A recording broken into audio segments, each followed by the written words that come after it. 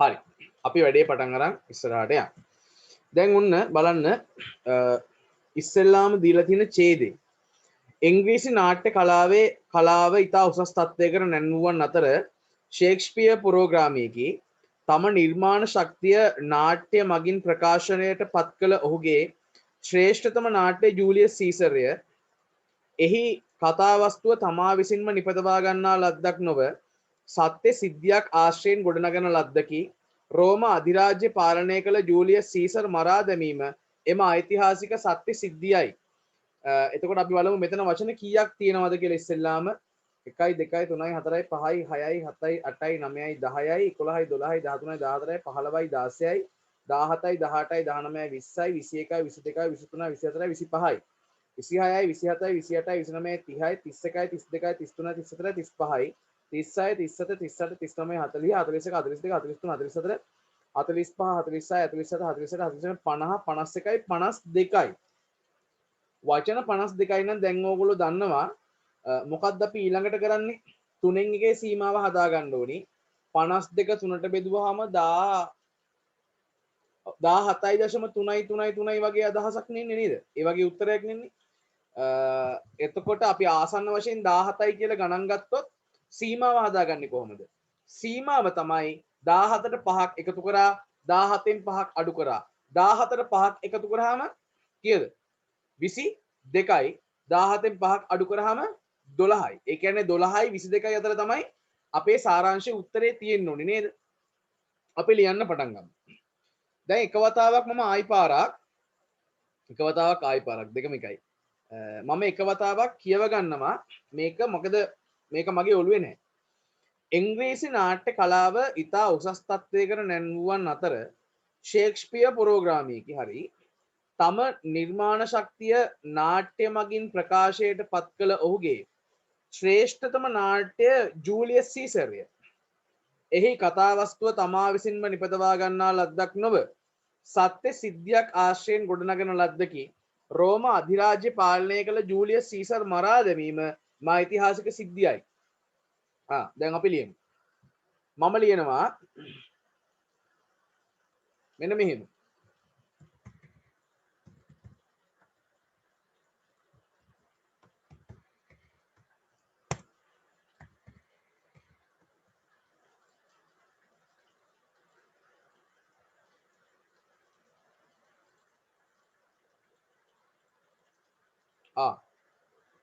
මාර වෙන්න.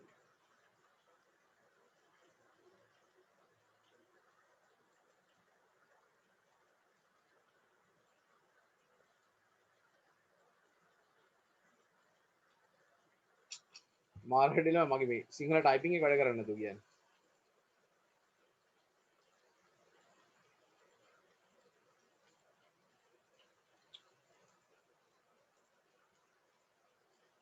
මට ලැප් එක රීස්ටාර්ට් එකක් ගහන්න වෙනවනේ. ඒක කරන්න බෑ. මොකද මීටින් එක කැන්සල් වෙනවනේ. හරි මෙහෙම කරමු. මොකද්ද කරන්නේ? මම මෙහෙම කියන්නම්. මම උත්තරේ ඕගලන්ට කියන්නද මම කටින්? මට chat එකට දාන්න කරුණාකරලා ඕගොල්ලෝ දකින්නද එකපාරට ටයිප් කරන එක ටයිප් වෙලා නැති වුණා. මේ සාමාන්‍ය මේ අවුල එනවා මේ ඇප්ලිකේෂන් එකේ මේ එතකොට ලැප් එක රීස්ටාර්ට් කරන්න ඕනේ. ලැප් එක රීස්ටාර්ට් කළොත් එහෙනම් මීටින් එක කැන්සල් වෙනවනේ. ඒ හින්දා මට කියන්න මේ කට්ටිය chat එකට දාන්න මම උත්තරේ කටින් කිව්වට කමක් නැද්ද කියලා. උත්තරේ කටින් කිව්වට කමක් නැද්ද කියලා chat එකට දාන්න හැමෝම. තරුෂි, ශිහාරා, රිද්ම, චාරුණී, අංජනි, අනුත්තරා තා කවුද ඉන්නේ? තනුජ, ශිහාරා කියන්න බෑ. තරුෂි කමක් නැහැ, චාරුණී කමක් නැහැ, අංජනි කමක් නැහැ ඉතින්. හාස. හරි. මේ බලන්නකො එහෙනම්. මම කියනවා මෙන්න මෙහෙම ලියා ගන්න. ඒ කියන්නේ මේක මටත් ටිකක් අපහසුයි. ඒ කියන්නේ මේ සාමාන්‍යයෙන් හරිනම් වෙන්න ඕනි මම ටයිප් කරන එකනේ. ඒකට මම දැන් මේක හිත කියන්න ඕනේ. මම කියන්නම් කමක් නැහැ. ලියන්න. අපි ලියමු ෂේක්ස්පියර් යනු ලියන්න ෂේක්ස්පියර් යනු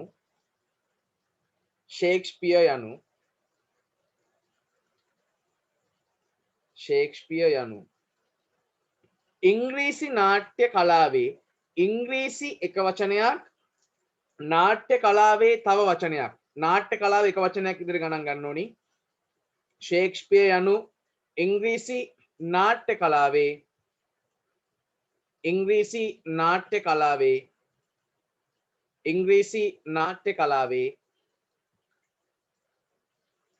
ප්‍රමුඛයෙකි ප්‍රමුඛයෙකි ෂේක්ස්පියර් යනු ඉංග්‍රීසි ඔන්න ෂේක්ස්පියර් යනු ඉංග්‍රීසි නාට්‍ය කලාවේ ප්‍රමුඛයෙකි වචන පහයි ෂේක්ස්පියර් යනු ඉංග්‍රීසි නාට්‍ය කලාවේ ප්‍රමුඛයෙකි ප්‍රමුඛයෙකි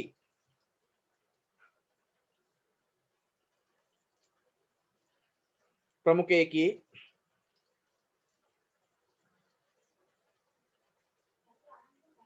ඔහුගේ ඔහුගේ ඔහුගේ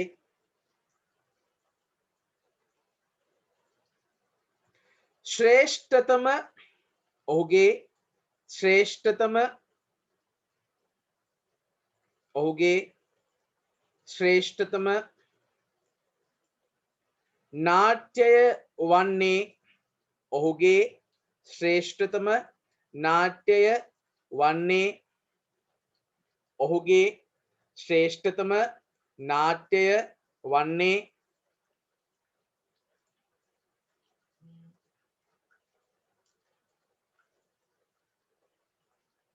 ජූලියස් සීසර්ය ජූලියස් සීසර්ය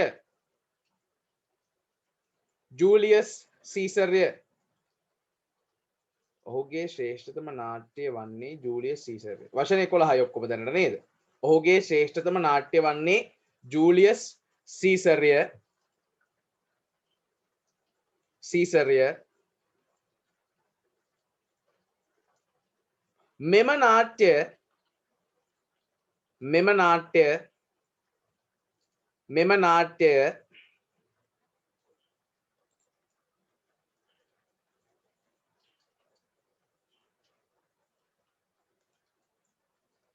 මෙම නාට්‍ය සත්‍ය සිද්ධියක් මෙම නාට්‍ය සත්‍ය සිද්ධියක් මෙම නාට්‍ය සත්‍ය සිද්ධියක් පාදක කරගත්තකි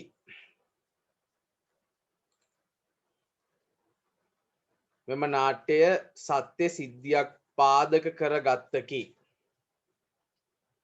එච්චරයි මෙම නාට්‍ය සත්‍ය සිද්ධියක් පාදක කරගත්තකි මට කවුරු හරි කෙනෙක් වචන ගාන ගණන් කරලා කියන්න බලන්න chat එකට දාන්න වචන ගාන කීයද කියලා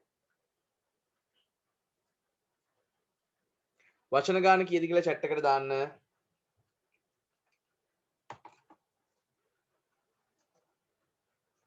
chat එකට දාන්න වචන ගාන කීයද 19යි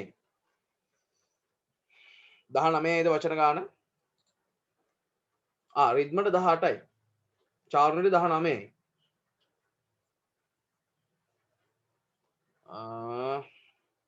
තව දැන් කාගේද මොකද්ද ගැටලු 10 තරුෂිර 17යි ඈ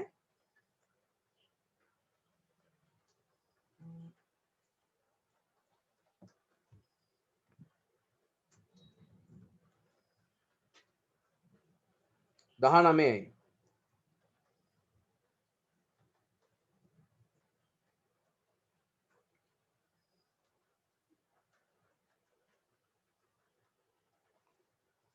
හරි වැඩි බර තියෙන්නේ 19 නේ හරි කොහොම හරි වත් දැන් 18 වුණත් 17 වුණත් 19 වුණත් වචන ගාන ඇතුලේ තියෙනවනේ නේද 19 හරි කොහොම වුණත් වචන ගාන ඇතුලේ තියෙනවනේ එහෙනම් ගැටලුවක් නැහැ හරිද අපි වැඩේ ගානට කරගෙන තියෙනවා රයිට් ඊළඟට දැන් සාරාංශකරණයේ අභ්‍යාස දෙකක් අපි සාකච්ඡා කළානේ හරිද සාරාංශකරණයේ අභ්‍යාස දෙකක් අපි සාකච්ඡා කළා එතකොට තව දෙකක් තියෙනවනේ හරිද ඒ දෙක මම ඔයගොල්ලන්ට හෝම්වර්ක් එකක් විදිහට බාර දෙනවා.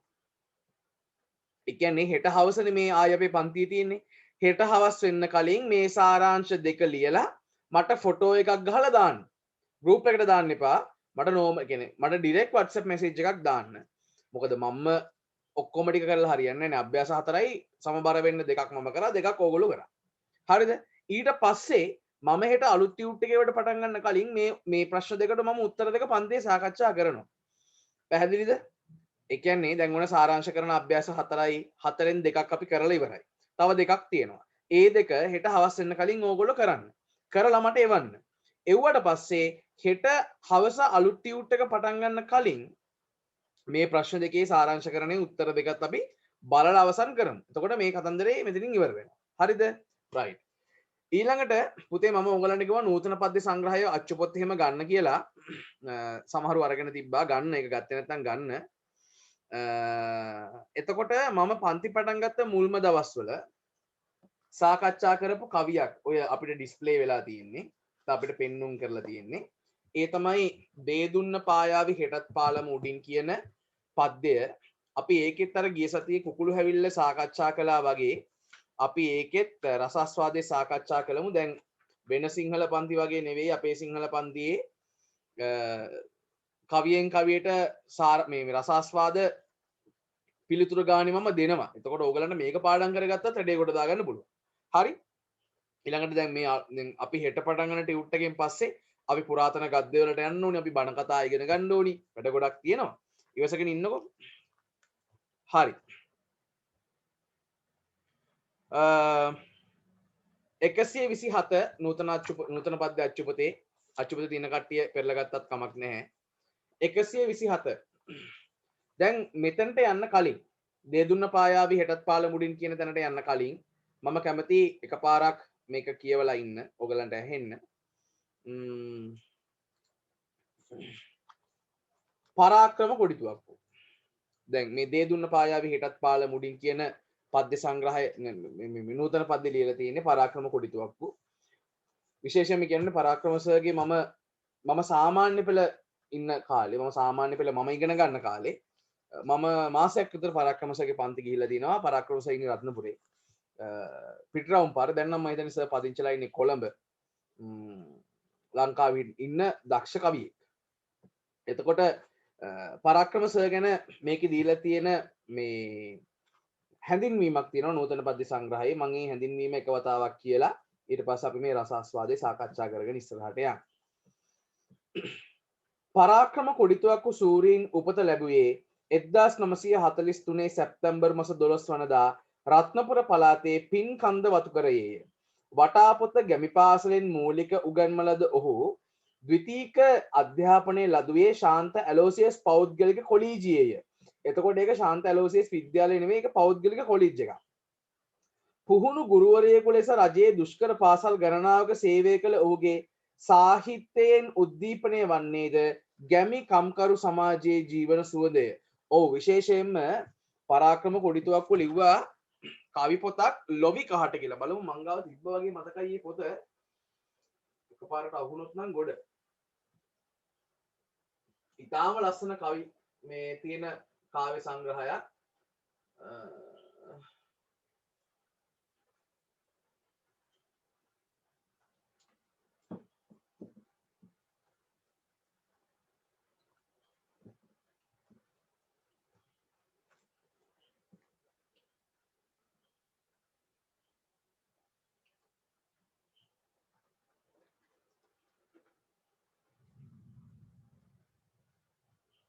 නෑ අපරාධේ ලස්සන කවියක් තිබ්බ එකේ මේ මිතුරන් දෙදෙනා සහ පොරව කියලා ලස්සන කවියක් තිබ්බා. මට ඒක කියවන්න තිබ්බ ඕගලන්ට. බලමු. මම නිකන් Google එකේ ගහලා බලන්නම් තිබ්බොත් වැඩේ ගොඩ මම ඕගලන්ට ඇහෙන්න කියවන්නම් බලන්න. එතකොට පරාක්‍රම කොඩිතුවක කියන්නේ මොනතරම් දක්ෂ කවියෙක්ද කියලා ඕගලන්ට තේරෙයි. හරි? අපි ගහලා බලමු.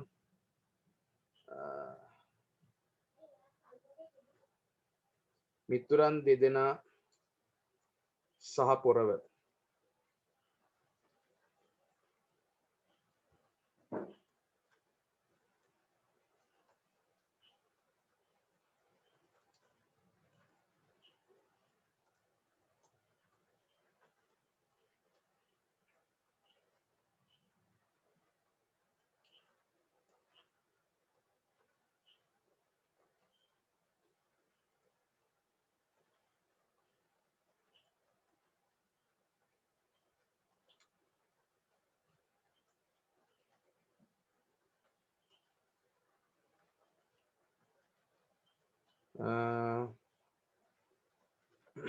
නෑල්ල මේ සම්පූර්ණ කවිය නෑනේ අපරාධයි.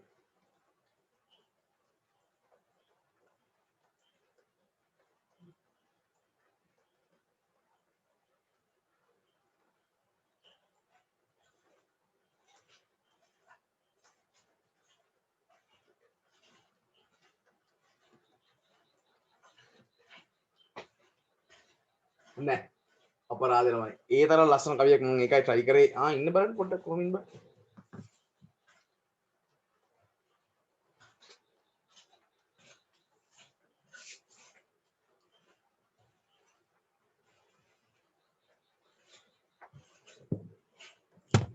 අන්තිම උත්සාහය තිබ්බොත් ගොඩ.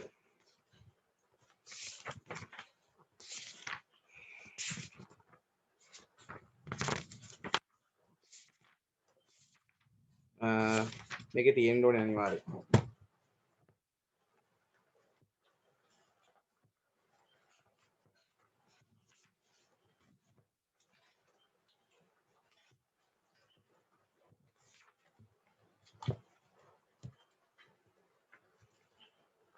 හරි තියෙනවා.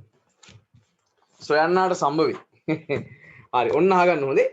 දැන් මේ පරාක්‍රම කුඩිතුවක්කු ලියපු කවි වලින් ගිය අවුරු කියන්නේ මේ ඕගලන්ට කලින් සිලබස් එකේ ඒ කියන්නේ 2018න් ඉවර වෙච්ච සිලබස් එකේ තිබ්බ නූතන පද්‍ය සංග්‍රහයේ තිබ්බ කවිය හොඳේ.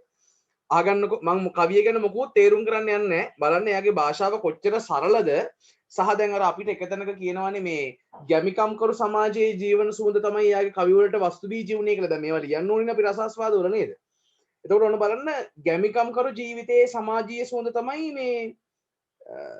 මේ කවි වලින් පේන්නේ අපිට. ඔන්න බලන්න මේ කවිය 2000 අවුරුද්ද ලියපු කාව්‍ය සංග්‍රහයක් මේක ලොවිකහට මේ කාව්‍ය සංග්‍රහයේ නම. ඒ කාව්‍ය සංග්‍රහයේ තියෙනවා මෙන්න මෙහෙම කවියක්. ඒකේ මාතෘකාව මිතුරන් දෙදෙනා සහ පොරව. ගෙදරින් පැන ඇවිත් ටික කලකට පස්සේ දර වැඩ පළක එදවස කුලියට බැස්සේ. ඔබ හමු වුණා විමලේ වාඩිය අස්සේ. තම්නිකම එදා නොදැනුනි මට ලනු මැස්සේ. එදා සිටන් තරගෙට අපි දර පැලුවා. වනන්තරේ ඉර හඳ දුක සැප බැලුවා. කැලෑ කොලේ ගණනට දාඩිය හැලුවා. බැද්දේ කුරුල්ලන් නොනිදා හඬ තැලුවා. හවසට වැඩ ඇරී අත් දෙක රිදුම දෙන නාගෙන වතුර පොඩි වී නැති ගඟට පැන රතුකොටු සරම වේලෙනතුරු එකම තැන බීඩිය උරුමු දෙන්නා වෙන සැපද මොන. උඩහ කැලෙන් පෙර ලීගෙන හුළඟ වැටෙයි. මහරෑ වාඩියේ අපගේ නින්ද කොටයි. සමහර දාට එලි වෙනතුරු කතා විටයි. පොරෝ තලේ පිට සඳරැස් බින්දු නටයි. මතකද එදා දර පැලුවා පහළ කැලේ. වැටුණා පොරව විසිවී ගඟ හැරෙන වලේ.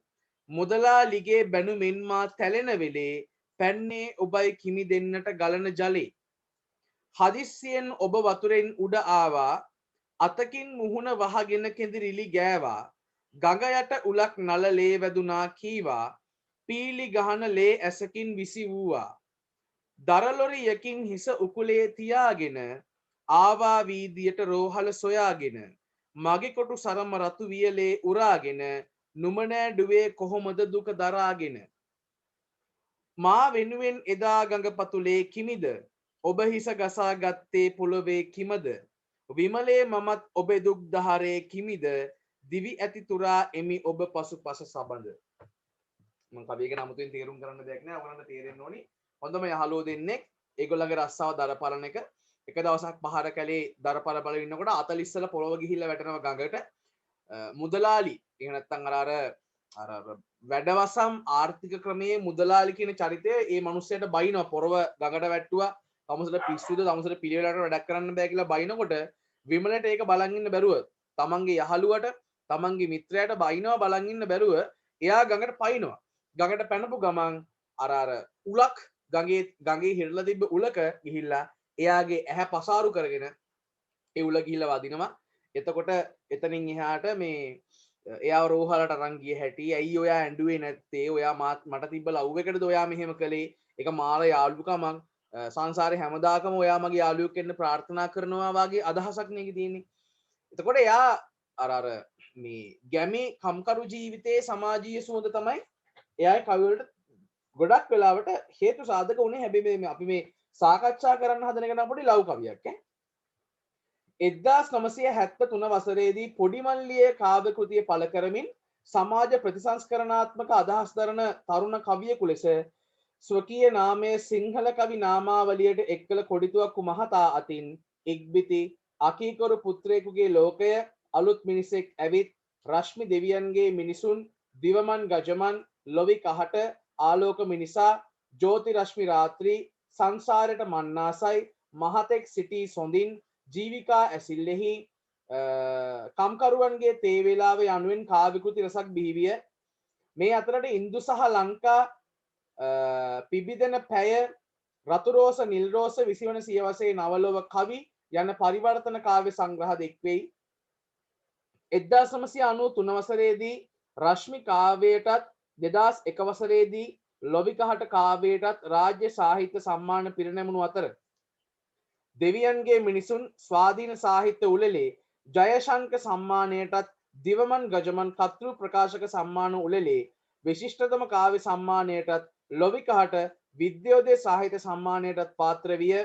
රශ්මි කෘතිය සඳහා වසරේ හොඳම නිමාවෙන් යුතු කෘතියට පිරිනමන රාජ්‍ය සාහිත්‍ය සම්මානයේද හිමිවිය. රාජ්‍ය සම්මානයේද හිමිවිය. රෝසමලේ හදවත, සුළඟේ දිවූ කෙල්ල යන කෙටිකතා සංග්‍රහද, ක්ලැරා ඔබ සමග යන නවකතාද, රෝසමල් රතුයි ප්‍රියේ යන ගීරස විනිසද, මම කතා කරනවා යන තීරු රචනා සංග්‍රහයද පරාක්‍රම කොඩිතුවක්කු ග්‍රන්ථාවලියෙහි දැක්වේ. කියන්නේ කවි, පරිවර්තන, නවකතා, තීරු රචනා, ගීරස විනිස වාගේ විශාල සාහිත්‍ය කෘති රසක් මේ පරාක්‍රම කොඩිතුවක්කු මේ රචනා කරලා තියෙනවා. රයිට්. දැන් ඉස්සෙල්ලාම දැන් මම මේ කවිය උගන්වලා තියෙනවා කියලා මේ තක්කඩිකමට කියන්නේ නැහැ. මං ආයේ මේක උගන්වන්නේ නැහැ කියලා. හරිද? මම එහෙම જાතියෙක් කියලා නෙවෙයි. ඒ හින්දා මම සැකවින් මේ කවිය ගැන ඔයගලන්ට කියලා දෙන්න. මං කවිය එකපාරක් කියන්නම්. දේ දුන්න පායාවි හෙටත් පාලම උඩින්. කවිය මාතෘකාව. නොවැළපෙමි ඔබ යන්න වැළප ඇති පළකින්ද ජීවිතේ වැරදුනේ මෙතන විතරක් නොවේ.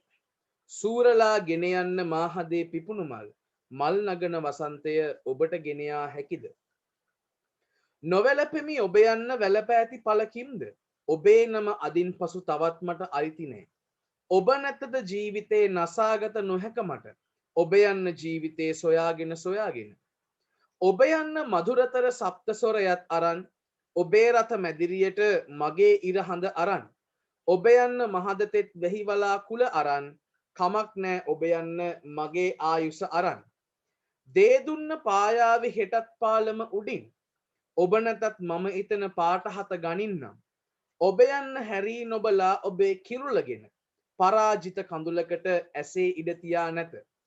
වෙස්මුහුණු පැළඳගෙන සිටින තැන හිතක් නැත. ගෙවදින්න ඇති නිසා හෙට අලුත් විමානෙට පෙම්ගී අලංකාර වීසිකොට යනු මැනවි.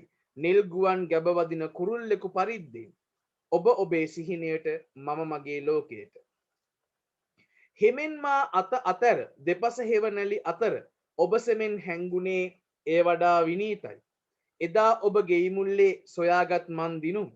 ඔබ සැඟව ගිය කොයිද සොයන්නේ නෑ ඉතින්. ජය පරාජය කවුද මට එයින් පළක් නැත. ආදරය නින්දක්ද පිබිදිලා සිටින මට දිනෙන් දින මගේ නෙත් පැහැදුල්ය සුවිපුල්ය. නින්ද තුල නැති වුණේ එක දෙයයි වරදක්ද තව බොහෝ දේ තිබේ ජීවිතේ ජයගනි. දැන් මට මේක කියනකොට මතක් වෙන කාරණා දෙකක් එකක් තමයි මම හැමදාම කියන එකක් තමයි ජීවිතේ අපි ජීවත් වෙලා ඉන්න නම් තරු අස්සෙත් ඇහැරලා ඉන්න පුළුවන් වෙන්න ඕනේ. තරු අස්සෙත් ඇහැරලා ඉන්න පුළුවන් වෙන්න ඕනේ කියන එක මම ටිකක් තදින් විශ්වාස කරන කෙනෙක්. මොකද දැන් මගේ යාළුවෝ ඉන්නවා. දැන් මට වයස අවුරුදු 25යිනේ. මම සියවස් කාලයක් ජීවත් වෙච්ච මිනිස්සෙක්. සියවස් කාලයක් දැන් මගේ යාළුවෝ ඉන්නවා රෑ 7ට නිදාගෙන ආයි උදේ 7ට හැරෙන්නේ. මට මතක ඇති කාලෙක මම හවස 4ට නිදාගෙන නැහැ. හැමදාම එක හෝ දෙක වෙනවා නිදා ගන්න. 12 නම් පයින්නවා කොහොම. ඒගොල්ලන්ට ඒගොල්ලන්ගේ ජීවිත ගැන ඇහුවාම දැන් ඒගොල්ලන්ගේ වයස අවුරුදු 25යිනේ. ඒගොල්ලෝ රෑ 4ට නිදාගෙන උදේ 4ට තමයි නැගිටින්නේ. එහෙම බැලුවාම ඒගොල්ලන්ගේ වයස අවුරුදු 20 5ක් වෙන්නේ නැහැ. වයස අවුරුදු 12ක් 13ක් විතර තමයි වෙන්නේ. ඇයි? ඒගොල්ලෝ තමන්ගේ ජීවිතෙන් භාගයක්ම නිදාගෙන. ඇයි බං? හවස 7 ඉඳන් උදේ 7 වෙනකන් නිදා ගන්නවනේ. ඊට පස්සේ තව සමහරු ඉන්නවා මේ දවල්ට කාලා එහෙම පොඩි ඇලර්ට් එකක් දානවා. පැය දෙකක් විතර. එහෙම බැලුවම පැය දෙක තව ජීවිතේට එකතු වෙලා එනවා. මං කියන්නේ ජීවත් වෙනවා කියලා කියන්නේ ඇහැරලා ඉන්න එක. හරිද? හරියට ආදරය කරන එකත් නිදාගෙන ඉන්නවා වගේනේ. ඒ කියන්නේ බාහිර ලෝකෙ වෙන්නේ මොනවද කියලා තේරෙන්නේ නැහැ. මේක සාමාන්‍ය පෙළ දරුවන්ට වඩා ඕගොල්ලන්ට තේරෙනවා. සාමාන්‍යයෙන් දෙන්නෙක් යාළු වෙච්ච මුල් කාලේ ෆෝන් එක තියන්නේ. හරිද? වතුර ටිකක් බිව්වත් මැසේජ් එකක් දානවා. මම මේ දැන් වතුර බිව්වා. එහෙම කියනවා. මම නාලාව දැන් පිහිදා ගත්තා. දැන් ටවල් එක වැනුවා. මම දැන් ඇඳුමක් ඇඳගත්තා. මම මේ ක්‍රීම් ගෑවා. ඔක්කොම කියනවා. හැබැයි මාස 3ක් විතර යනකොට ඔය ඕක චුට්ටක් අඩු වෙනවා. කතා කරන එක අඩු වෙනවා. ඉස්සර එළි වෙනකන් කතා කරලා දැන් මගේ ජීවිතේ මම කතා කරලා තියෙනවා. එක දවසක් කෝල් එක කරනකොට පාන්දර 5:00මාරයි. පාන්දර 5:00මාරයි. යා මේ කීචි පීචි ගන්න කුරුල්ලෝ එහෙම කෝල් එක කරනකොට. එහෙම තියෙනවා මිනිසුන් ඕනිම කෙනෙක්ට ඒ වගේ මතකයක් තියෙනවනේ ජීවිතේ. එතකොට ඒ තියෙනවා එහෙම මුල් කාලේ තියෙනවා. පස්සේ කාලේ නෑ. පන්ති කරයි ගෙදර ආවා මේ මන්ද නිදා ගන්නවා මහන්සි. හෙට උදේට ගන්න බයි. එච්චරයි. ඒ ඇයි දන්නවද? ටික කාලයක් යනකොට ඒක ඒක මේ ඒක අශිෂ්ට වැඩක් නෙවෙයි. ඒ හැටි අපේ හැටි. ටික කාලයක් යනකොට අපිට අනිත් කෙනාව සාමාන්‍යීකරණය කෙනෙක් වෙනවා. දැන් ගෙදර මිනිස්සුත් එක්ක අපි හැම වෙලේම කතා කර කර ඉන්නේ නෑනේ. අපිට වැඩ තියෙනවා කරන්න නේද? ඒයි ඒගොල්ලෝ සාමාන්‍ය මිනිස්සු ඉඳලා. එතකොට අර විශේෂයි කියලා අපි අපේ ජීවිතයට තෝරගන්න චරිතයත් ටික කාලයක් යනකොට සාමාන්‍ය කෙනෙක් බවට පත් වෙන එක හරි ස්වභාවිකයි. හරිද? මම අර ඒකයි කිව්වේ ආදරයේ නින්දක් වගේ කියලා. ඒ කියන්නේ නිදාගෙන ඉන්නකොට ආදරෙන් මෙල්ල ඉන්නකොට බාහිර ලෝකෙ වෙන්නේ මොනවද කියලා පේන්නේ නැහැ මේ. සමහරවිට ළඟට ඇවිල්ලා කතා කරත් ඇහෙන්නේ නැහැ නේ. කෝල් එකේ ඉන්නකොට. ඒ හැටි. එතකොට දැන් මේ කවියේ තියෙන්නේ වෙන්වීමක් ගැන. එහෙම නැත්තම් විප්‍රයෝගයක් ගැන, විරහවක් ගැන තමයි තියෙන්නේ. දැන් කවුරුත් හිතන්න එපා මේක කොල්ලා කෙල්ලට කියනවා කියලාවත් කෙල්ල කොල්ලට කියනවා කියලා.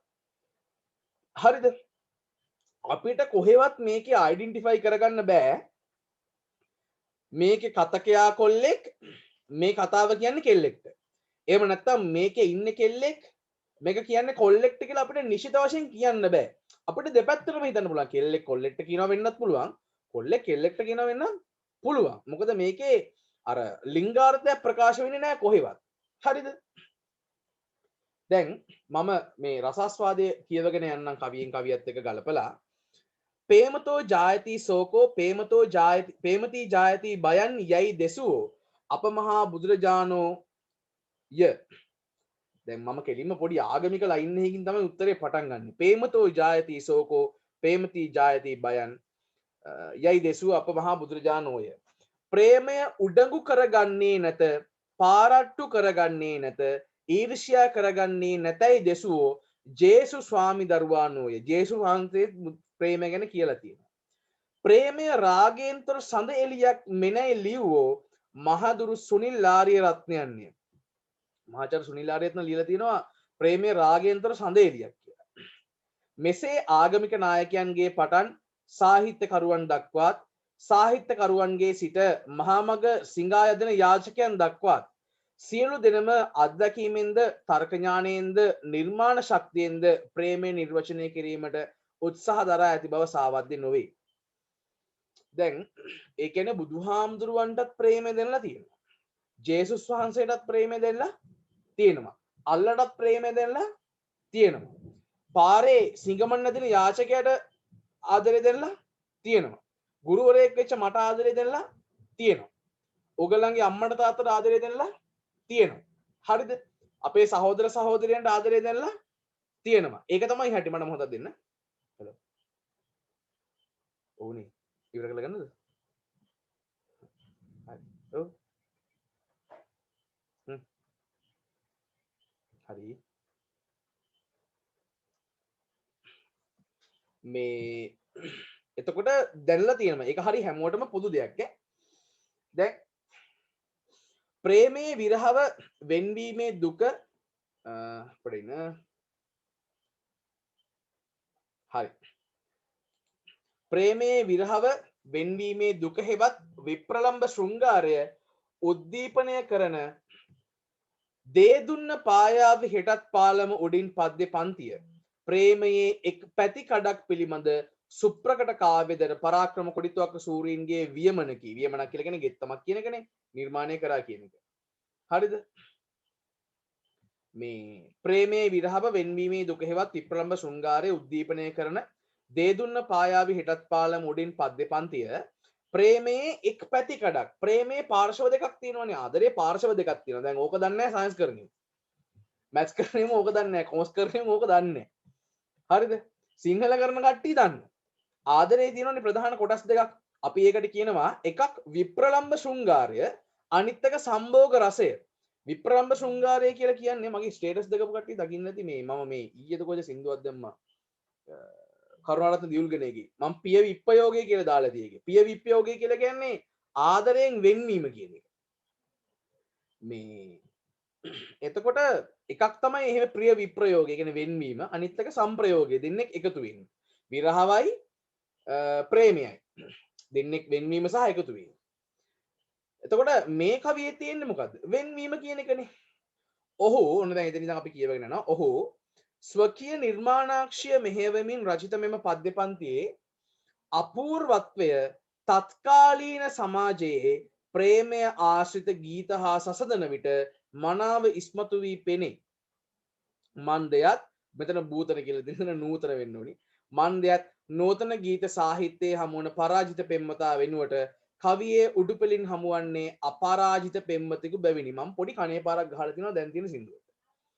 මම කියන්නේ නෑ ඒවට මල් සින්දු කියලා. කියන්නේ මල් සින්දු ඒක හරි තක්කඩි වචනයක් නේ. මල් සින්දු, මල් පත්තර, මල් කතා, මල් ටෙලිනාට්‍ය, මල් චිත්‍රපට, මල් රූපවාහිනී එහෙම නෑ.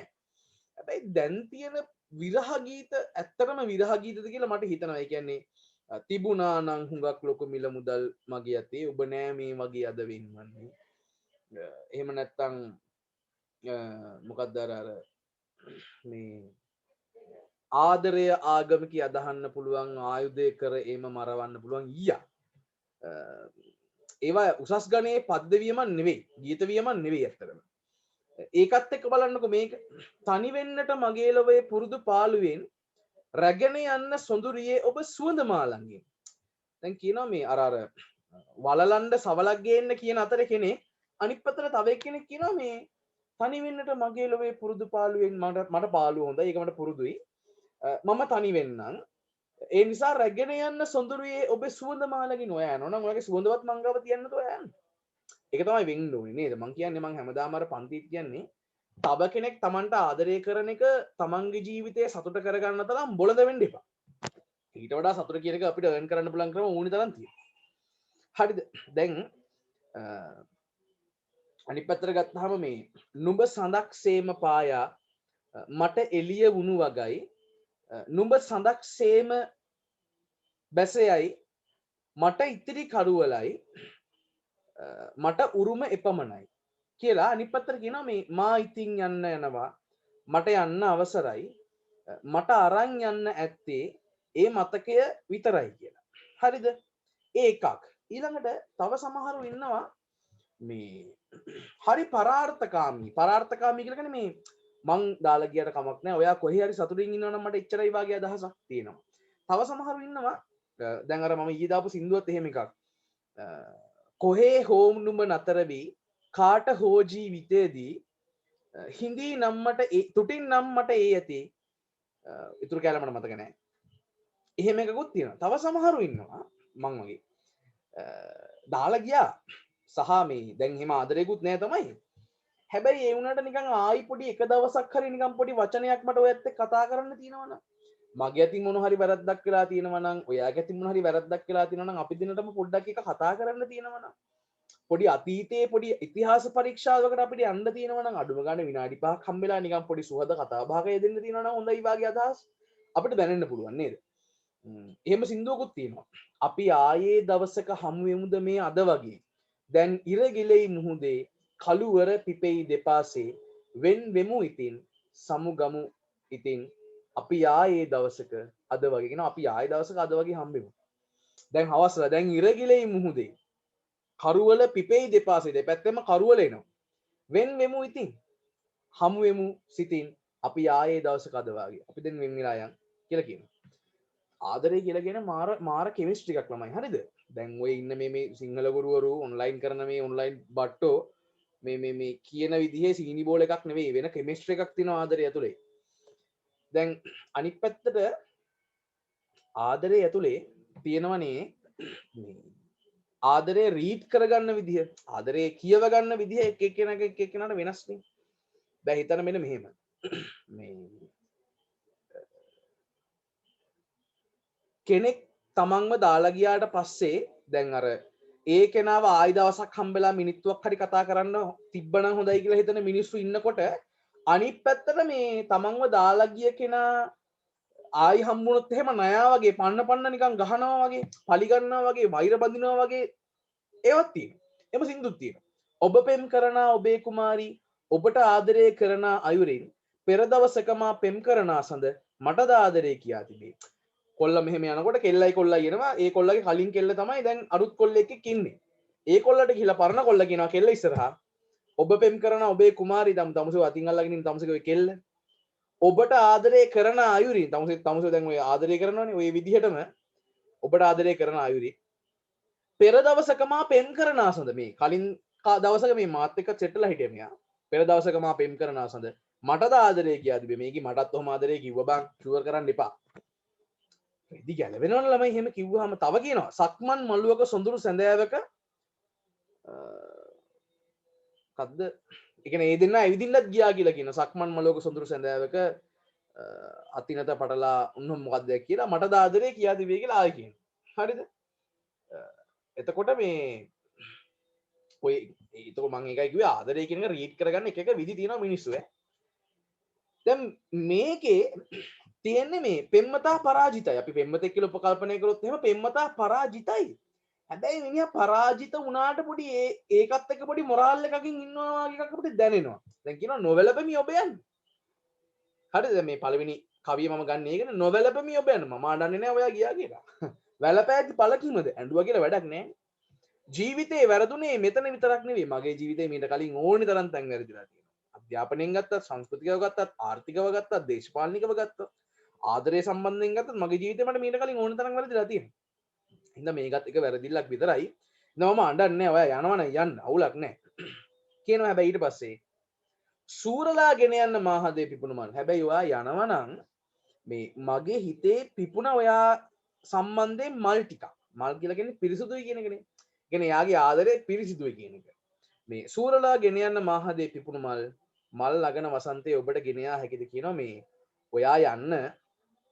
ඔයා යනවනම් මේ මගේ හදේ පිපිලා තියෙන මල් ටිකත් ඔයා ගලවලා උදුරලා අරගෙනම යන්න මොකද මට මේ මල් පෙත්තක්වත් මට එපා ඊට පස්සේ කියනවා මේ ඔයා ගියා කියලා මගේ ජීවිතේම වට්ට ගන්නේ නැහැ අයි දන්නවද ඔය කියන්නේ මල් නගන වසන්තයේ ඔබට ගෙන යා හැකිද ඔයා අද යනවනම් හෙට කියන දවසේ තමයි මගේ ජීවිතේට වසන්තය එනවා මම තව කෙනෙක් හොයාගන්න මට ජීවිතේ හොඳට ගැලපෙන කෙනෙක් මම හොයාගන්න ඔයා ගිය කියලා මං අඬන්න ඉන්නේ හරිද එහෙම කේසස් තියෙනවා දැන් ඕකත් එක්ක මට මතක දැන් ඕගොල්ලෝ වැඩි හිටි ළමයිනේ මට මේවා කියන්න පුළුවන් ඕගොල්ලොත් එක්ක ඔබ දන්නවද සමහර මිනිස්සු ඉන්නවා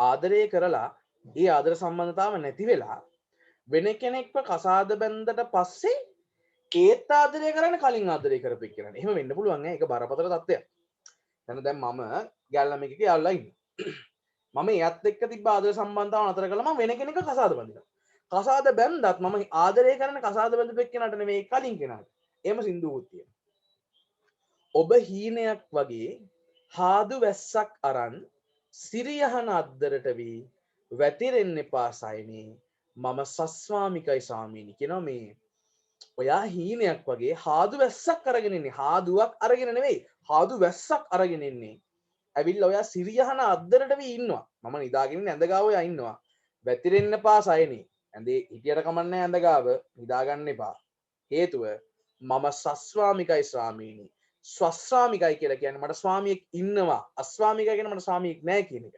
සස්වාමිකයි ස්වාමී ඊළඟ කැලේ කියනවා ඒ අර කසාද බැඳපු පිරිමියා නෙවෙයි අනිත් කලින් ආදරය කරපු පිරිමියා තමන්ව ජීවිතේ තමන්ව අයිති කරගන්නකම් ඒ ගෑනු කෙනාව ජීවිතේ අයිති කරගන්නකම් ඒ ගෑනු කෙනා බලාගෙන හිටපු විදිහ මල් මකරන්ද දෝතට අරන් නෙතේ කඳුලෙලි දරා මම මග බලා හිටියා කියන මේ මම ඔයායි කියලා මල් පොකුරු අතේ තියාගෙන බලන් හිටපු එක්කෙනෙක් හැබැයි ඒවා එන්නයි කියලා දැනගත්තාම මට ඇඬුණා හැබැයි මගේ S2 කඳුළුත් දරාගෙන ඔයා එනකන් හිටියා මල් මකරන්ද දෝතට අරන් නෙතේ කඳුලෙලි දරා මම මග බලා හිටියා ඊට කියනවා මේ නෙතු ගණදුරට තරුවක් වෙලා මගේ S2 තියෙන අඳුරට තරුවක් වගේ ඔය ආලෝකයක් පායනවා නෙතු ගණදුරට තරුවක් වෙලා ඔබ එතැයි සිතා මගේ මේ ජීවිතයේ අඳුරට ඔයා තරුවක් වගේ එළිය වෙයි කියලා මම හිතාගෙන හිටියා ඊට පස්සේ කියනවා සිල් බිඳලන්න නොහැකි නිසා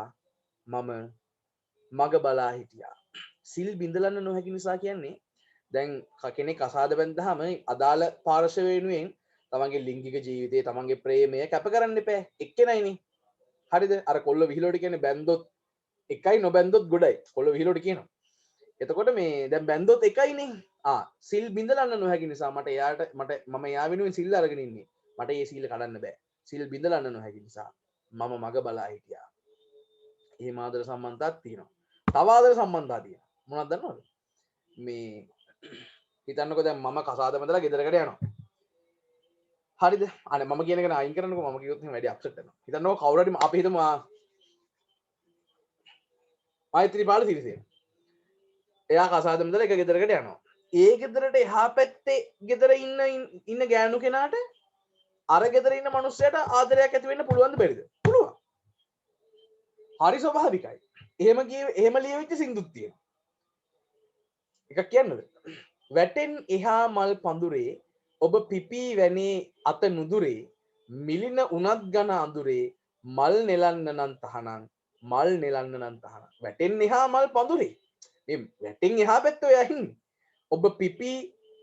ඔබ පිපී වැනේ අත නුදුරේ මේ අත ළඟ ඉන්න ඔයා මේ එහා පැත්තේ ඊට කියනවා ඔයා පිපෙනවා තමයි මිලින උනත් ගන අඳුරේ ඔයා පිපිලා ඔයා හිනහිලා ඔයා ඊට පස්සේ පර වෙලා යන හැටි අන්ධකාරය එනකොට මම බලාගෙන ඉන්නවා මොකද මට ඔයාව අයිති කරගන්න බෑ මිලින උනත් ගන අඳුරේ මල් නෙලන්න නම් තහනම් මට බෑ ওই පැත්තේ තියෙන මල් නෙලන්න නම් තහනම් හරි ඒක ඔබ කල්පනා කරලා බලන්න ආදරය කියලා කියන්නේ එක එක්කෙනාට එක එක විදිහට දැනෙන දෙයක් ඒක හරි සාපේක්ෂයි ඒ නිසා කවුරු හරි කෙනෙක් කිව්වොත් එහෙම ආදරය කියන්නේ බොරුවක් තව කෙනෙක් කියන්න පුළුවන් ආදරය කියන්නේ මාර දෙයක් තව කෙනෙක් කියන්න පුළුවන් ආදරය කියන්නේ රැවටිල්ල තව කෙනෙක්ට කියන්න පුළුවන් ආදරය කියන්නේ ප්‍රතික්ෂේප කිරීමක් තව කෙනෙක්ට කියන්න පුළුවන් ආදරය කියන්නේ නින්දක් වගේ එකක් තව කෙනෙක්ට කියන්න පුළුවන් ආදරය කියලා කියන්නේ අධිමාත්‍රික ඖෂධයක් වගේ එකක් ඒ කෙනාට ආදරය දැනෙන විදිය දැන් අපි යමු ආයි පාර පාඩමට පළමු කවි පද දෙක පෙම්වතාගේ අපරාජිතභාවය තහවුරු කරයි ඔව් එයා පරාජිතයි කියලා අපිට පේනවා ඉන් බොහෝ පෙම්වතුන් මෙන් ඔහු හැරදා යන පෙම්වති ඉදිරියේ වැළපි ඇගේ අනුකම්පාව දිනා හඬා දොඩා තැවෙන තරුණයෙකු නොවේ. ඔව් අනේ ඔයා යන්න එපා කියලා හුට්ටු පෙරාගෙන දන ගහගෙන වැටිගෙන අඬන જાතිය එක්කෙනෙක් නෙවෙයි මේ පෙම්වතා. නික්ම යන ඇයට ඔබ යන්න යනුවෙන් තරම් කීමට පෞරුෂයක් ඇත්තකි. මම යනවා කියලා කිව්වම එහෙනම් යන්න කියලා කියන්න පුළුවන් පෞරුෂයක් තියෙන කෙනෙක් තමයි මේ පෙම්වතා. එසේ වුවද එයින් තහවුරු වන්නේ ඔහු අසංවේදී අයෙකු බව නොවේ. දැන් හරි සීරුවට මේක තේරුම් ගන්න ඕනේ. දැන් මේ ගෑල්ලම ඇවිල්ලා කිව්වහම මම යනවා මට ඔයාව ඕනේ නැහැ කියලා කොල්ලගෙන හරි යන්න. දැන් එතකොට පිටින් ඉන්න අපිට හිතනනේ යකෝ මුට කිසිම සංවේදීකමක් නැහැ නේ යකෝ මූ ලව් කරලා නැහැ නේ ඒකනේ යකෝ යනවා කියලා කිව්වම ඵලයන් කියලා කියන්නේ එකපාරට.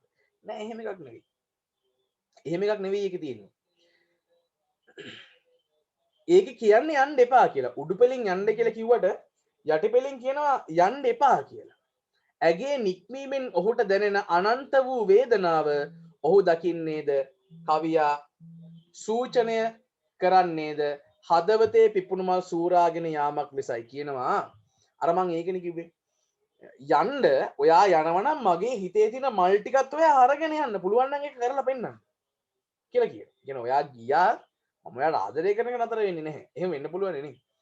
ඒ කියන්නේ අපිට එක් කාලෙක හම්බෙච්ච ආදරය සමහරවිට අපි මරණකම් අපේ මතකේ තියෙන්න පුළුවන්. ඒක හරි ස්වභාවික දෙයක්.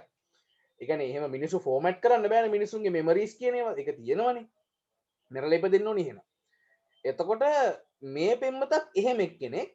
හැබැයි මිනිහ ඩිරෙක්ට් කියනවා තමන්ගේ පෙම්වතට යනවා නම් ඔයා යන්න අවුලක් නැහැ වගේ එකක් කියනවා.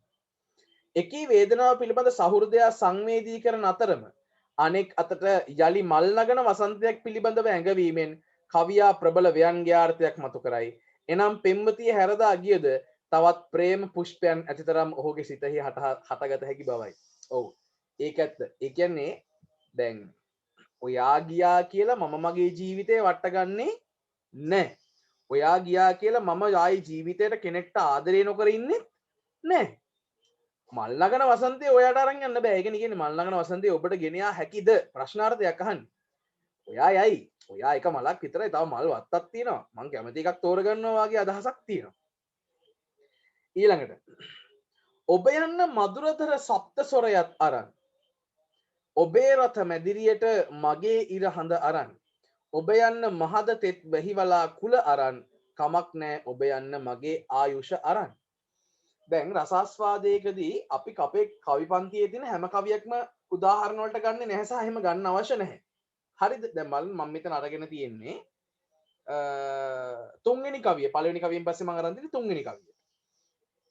කියනවා ඔබ යන්න මధుරදර සප්ත ස්වරයත් තරම් මේ මම මගේ ජීවිතේ අහපු ලස්සනම ස්වර ටික ලස්සනම කටහඬ ලස්සනම ඔව් කටහඬ මම ඇහුවේ ඔයාගේ. කියනවා මේ කමන්නේ ඔයා යන්න මම ජීවිතේ අහපු ලස්සනම මధుරදර සප්ත ස්වරයත් තරම්. ඔයා යනවා කියලා කියන්නේ මම අහපු ලස්සනම ස්වරය අරගෙන තමයි ඔයා යන්නේ. ඔබේ රත මැදිරියට මගේ ඉර හඳ අරන්. ඔයාගේ රත මැදිරිය කියලා කියන්නේ ඔයා හිතින් තව කෙනෙකුට ප්‍රේම කරනවා ඇතිනේ මේ වෙලාව වෙනකොට. ඒ ප්‍රේම කරන කෙනා ගාවට ඔයා යන්න. හැබැයි ඔයා යන්නේ මගේ ඉර හඳ අරගෙන. මොකද මගේ ඉර හඳ කියලා කියන්නේ? ඔයා ඔයාගේ නෙවෙයි ඔයා මගේ. මගේ ඉරයි හඳයි අහසයි තරුයි ඔක්කොම මගේ ඔයා. හැබැයි ඔයා යන්නේ වෙන කෙනෙක් ගාවට අන්නේ මගේ ඉර හඳ දෙක අරගෙන. ඔබ යන්න මහද නෙත් වැහි වලාකුළ අරන්. වැහි වලාකුළ කියලා කියන්නේ මේ වහින්න බර වෙලා කියන එකනේ. මම අඬන්න ඔන්න මෙන්න ඉන්නේ. කමක් නෑ ඔබ යන්න මගේ ආයුෂ අරන්. කමක් නෑ ඔයා යන්න. ඔයා යනවනම් මගේ ආයුෂත් අරගෙන ගිහිල්ලා ඔයා ජීවත් වෙන්න. අර සින්දුවක් තියෙනව නේද මේ ඔබ පැමිණි ඔබම ගියා නැවතුණු තැන මම ඉන්නම් මගේ සහයෝගය පතන වෙලාවක කොහෙ සිට හෝ යලි එන්නම් කොහි සිට හෝ යලි එන්නම් එම් සින්දුවක් තියෙනවා. එතකොට ඒ වගේ කියන්නේ ඔයා යන්න ඔයාට කොයිලා හරි මාව ඕනි කියලා දැනුණොත් එහෙම ඔයා එන්න. මම ඔයාගේ පිහිට දෙන්න. හරිද? ඉතින් අර ඒ වගේ පොඩි මේ පරාර්ථකාමී අදහසකින් තමයි මේක ලියලා තියෙන්නේ. කවියෙහි පළමු පාද තුනම ව්‍යංග්‍යාර්ථවත්ය. ඔව්. අපිට ව්‍යංගයක් පෙන්වන්න මම ව්‍යංගය තමයි ඔයගලන්ට පැහැදිලි කරේ. එහි වැදගත්කම නම් සමස්ත කවියේ උඩුපෙළින් හැඟවෙන අපරාජිත භාවය යම් විසංවාදයකට ලක් කිරීමයි. එකී විසංවාදය කාව්‍ය දෝෂයක් නොව ප්‍රේම පරවශ චිත්තයක යථා ස්වરૂපය නිරූපණයකි. ඔව්. ආදරේ සහිත හිතක යථා ස්වરૂපය ඒක තමයි. ඒ කියන්නේ ඒකනේ ඔය ආදරයක් නැතුනම පටස් ගාලා මිනිස්සු සුයිසයිඩ් එහෙම කරගන්නේ. අපි දැකලාද අපි අහලා තියෙනවනේ ඕන තරම්. හරිද මේ මුකුත් ඕනේ නැහැ මේ Facebook එකෙන් මේ chat කරලා දවස් දෙක තුනක් මේ අන්තිමට ඒක fake එකක් කියලා දැනගත්තාම CCTV හානි CCTV හානි කරගත්ත කී දෙනෙක් නම් ඉන්නවා. නිකන් history හොයලා බලන්නකෝ. හරිද criminal department එකක් තියෙනවනේ. හරිද? හොයලා බලන්නකෝ එහෙම. මේ ඇස් දෙකටවත් දැකලා නැති ඒව. මං කියන්නේ. ඉච්චර මිනිස්සු වෙන රටේ ඒක තමයි ආදරණීය හදවතක ස්වභාවය. යන්න යයි මෘදු නමුත් විධික්‍රියාවකින් අමතන අතරම එසේ යාම නිසා මధుරදර සප්තස්වරය අහිමිවීම ඉරහඳ නැතිවීම මහද තෙත් බව නැතිවීම ආදීන් කවියා සූචනය කරන්නේ පෙන්නුම් කරන්නේ කතක පෙම්වතාගේ ජීවිතාන්ධකාරයයි. එයා කියනවා මේ ඔයා යන්න හැබැයි ඔයා ගියාට පස්සේ ආයි පාරක් මගේ ජීවිතේ මధుරදර සප්තස්වර මට ඇහෙන එකක් නැහැ. ඔයා ගියාට පස්සේ මගේ ජීවිතේ ආයි ඉරයි හඳයි මට පායන එකක් නැහැ. ඔයා ගියාට පස්සේ ආයි පාරක් මගේ ඇස් දෙක එළිය වෙන එකක් නැහැ. එයා කියන්නේ මගේ ජීවිතේ දවසින් දවස අන්ධකාරයට පිය නගනවා කියලා. ලතෙත් බව නැතිවීමයි, හිතේ තියෙන තෙත් ගතිය නැතිවීමයි, සෞන්දර්යාත්මක බව නැතිවීමයි. ආදරය කරනකොට අපි හින සෞන්දර්යාත්මකයිනේ. ඒකට ආර්ට් කරන්න ඕනේ නැහැ. හොඳේ සයන්ස් මැත්ස් කරන මිනිස්සුත් එහෙම තමයි. ඉගෙන ගත්තේ නැති මිනිස්සුත් එහෙම තමයි. බැරි ගාතේ හරි කවි ලියනවා, නිසදස් ලියනවා, ලියුම් ලියනවා. හරිද? ලියුම් ලියලා සෙන්ට් එකක් එහෙම ගහලා ඔය ඉස්සර කාලේ අපේ කාලේ නම් එහෙම ඒවා තිබ්බේ නැහනේ. අපේ කාලේ ගෙලීම ටෙක්ස්ට් මැසේජස් නේ. ඊට කලින් ජෙනරේෂන් එකේ සෙන්ට් එකක් ගහලා හරිද සුවඳ පෑන් වලින් ලියන්නේ ඉස්සර ඔය නවල වල එහෙම මං කියලා දෙනවා සුවඳ පෑන් වලින් ලියන්නේ හරිද ඔව් මధుරදර සත්‍යය කියන්නේ මොකද්ද? ඇහෙන්නේ නැහැ මට පොඩ්ඩක් ඉන්න මම ඔයාගේ අවුලක් නෙමෙයි මගේ වොලියම් අඩු කරලා හරි කියන්නේ මధుරදර සත්‍යසරය කියන්නේ කවුද කියලා දහන්නේ මොකද්ද කියලා දහන්නේ මොකද්ද කියලා? මధుරදර සප්තසර කියලා කියන්නේ දැන් හිතන්නකෝ අපි ආදරය කරනකොට කෙනෙක්ට කියනවා නේද ඔයාගේ කටහඬ තමයි මං ජීවිතේ හපු ලස්සනම කටහඬ ඔයාගේ කොණ්ඩේ තමයි මම ජීවිතේ දැකපු ලස්සනම කොණ්ඩේ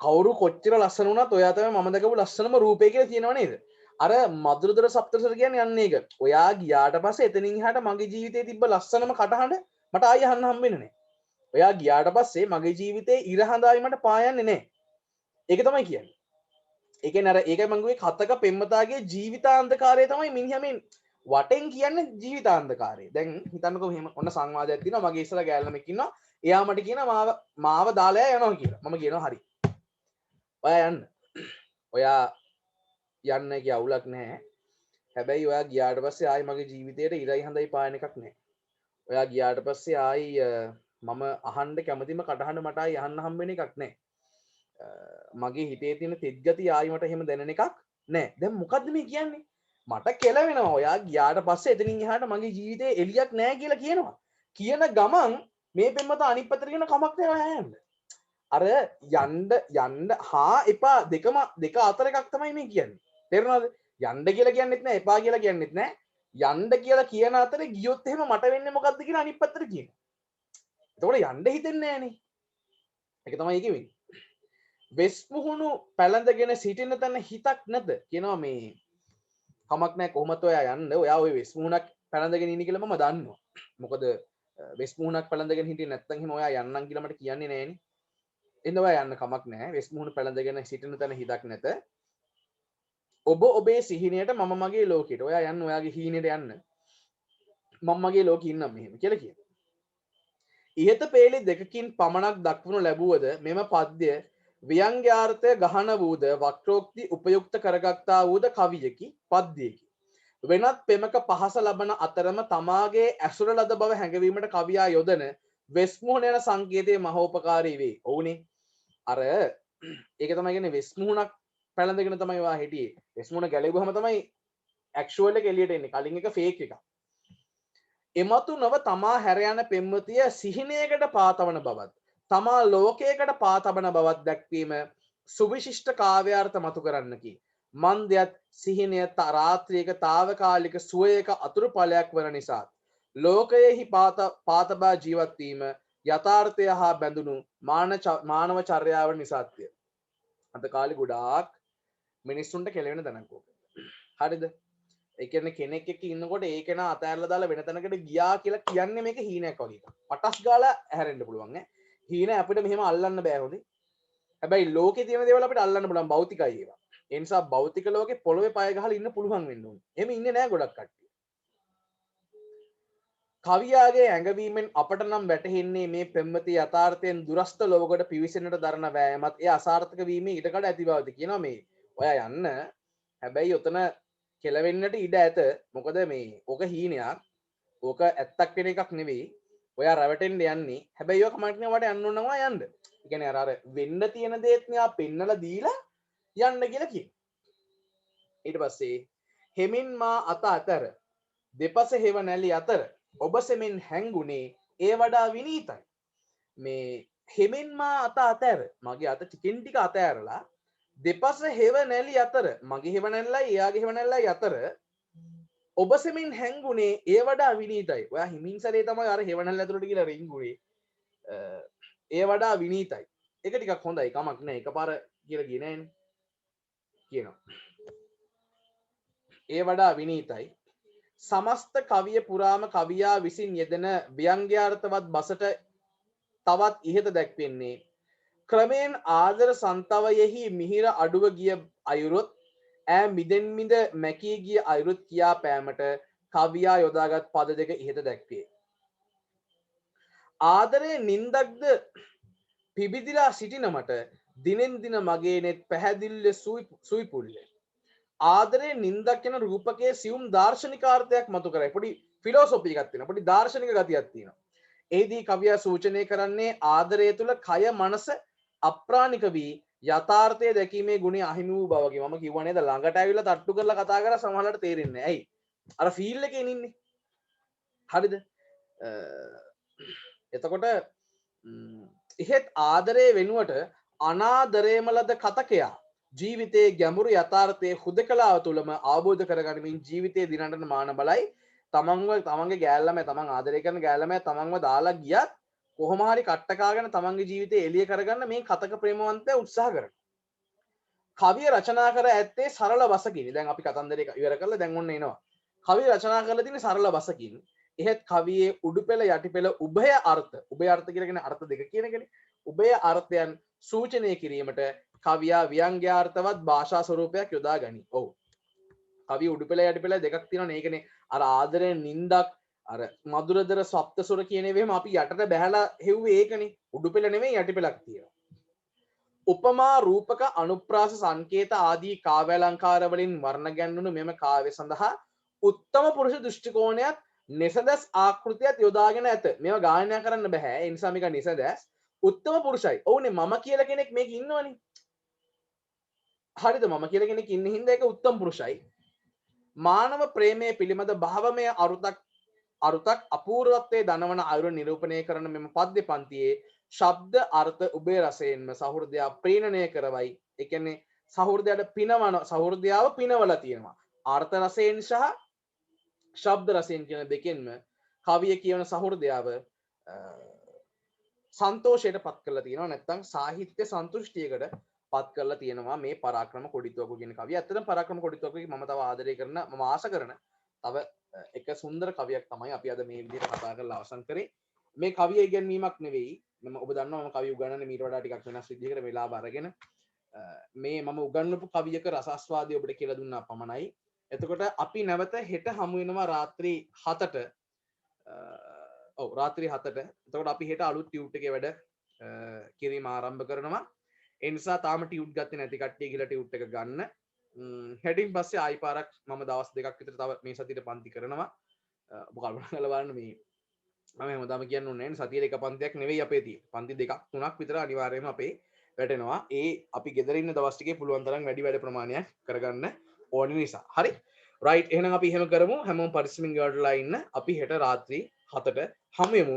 මම දීපු අභ්‍යාස දෙක කරලා මට ෆොටෝ ගහලා එවන්න. අද දවස් ඇතුළත නැතත් හෙට දවස් ඇතුළත මට ඒක එවන්න. එතකොට අපි පන්ති පටන් ගත්තාම මේ උත්තර දෙකම සාකච්ඡා කරලා වැඩේ ඉස්සරහට කරගෙන යන්න. හරි? රයිට්. එහෙනම් හැමෝටම සුබ රාත්‍රියක්. හැමෝම පරිස්සමින් ඉන්න. ආයිබෝන්.